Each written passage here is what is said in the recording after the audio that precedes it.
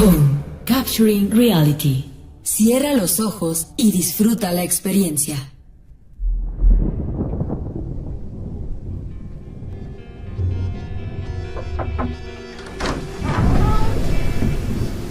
¿Hola? ¿Hay alguien aquí? ¡Uy! ¡Qué miedo! Uy, este paradero parece abandonado. Sé un hombre y entra a buscar un teléfono. Pero está muy oscuro. Posiblemente haya una rica y espumosa cerveza que alguien haya olvidado.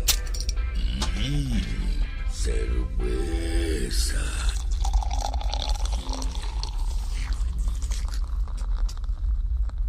¡Ay, nanita! Con permiso. ¡No! Perdón, señora. Con permiso. ¡Ay, ¿qué es? ¡Oh! Con permiso. ¡Ah! ¡Oh! ¡No se ve nada! ¿Qué será esto? ¡Anda, la osa! ¡Son unas papas! ¿Por qué las cosas ricas son tan deliciosas?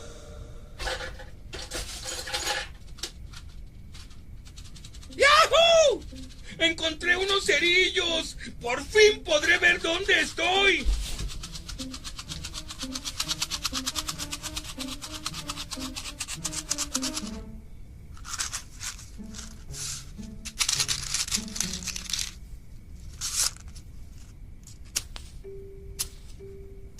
¡No! ¡No prende! ¡Me quiero volver chango! ¡Yahoo! ¡Órale! ¡Qué gracioso muñequito! Tiene el pelo muy chistoso. Le voy a cortar un poquito.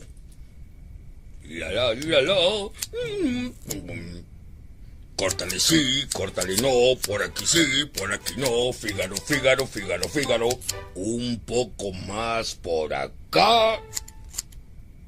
Oye, muñequito, qué bonito quedaste.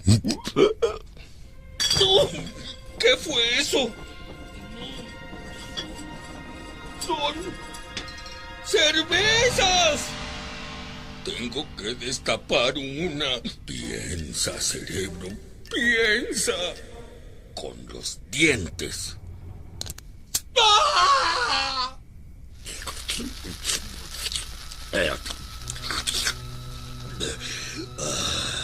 Deliciosa.